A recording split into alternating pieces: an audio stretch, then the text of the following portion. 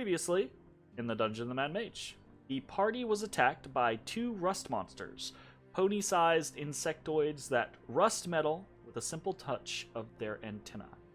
Fortunately, this effect doesn't work on magic, and unfortunately for the rust monsters, the party was way out of their league. A few moments after the combat began, and the monsters were defeated. From there, the party traveled westward, finding a series of trashed rooms as well as a long corridor that for some reason contained wintry weather. The party spent some time investigating the corridor before Ashes, being somewhat resistant to the cold from his infernal heritage, investigated further. He braved the blizzard-like conditions at the end of the corridor and found a large room with a pyramid-like ceiling and walls. On the north wall glowed a bright, dwarvish rune, and the entire room was bitterly cold. Finding nothing else, and with the party having no knowledge or understanding of what the purpose of this room might be, they opted to instead explore the other rooms to the west. There they found debris and trash, as well as the dried husk of a giant spider smashed by a chandelier.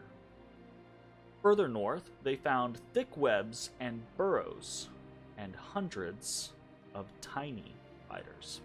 Assuming that there were larger arachnids nearby, the party began to cautiously move forward, burning the web as they went.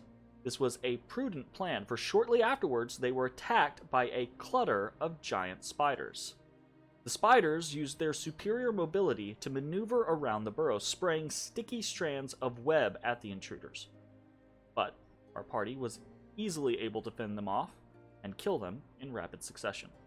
In the aftermath of the battle, the party investigated the den and found twitching cocoons. Matashtai, hoping to find someone alive, began to break the cocoons open, but was greeted only by the dead and more spiders.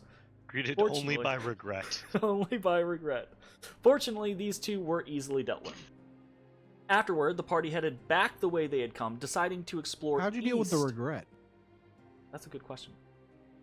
Afterwards, the party headed back the way they came, deciding to explore east from the rust monster room. This led them down a long hall that wound left and right, back and forth, before eventually depositing them back at the hallway leading to the Dead Eyes watchpost. From here, the party decided it might be best to head back topside. The journey back to the first floor was relatively uneventful, but once there, Ashes sensed the presence of another lycanthrope. At the Gricksnack watchpost, the party found more giant rats, one of which Ashes was able to identify as a were. Unfortunately, they all escaped. However, at that moment, both Ashes and Ezrah, reacting to the blessing of the Keeper of Secrets, Dumathoin, noticed a glowing wall, faint outline of a secret door. Hey everybody, thanks for watching. If you enjoyed the video, consider leaving a like, commenting, or subscribing. It really helps me out.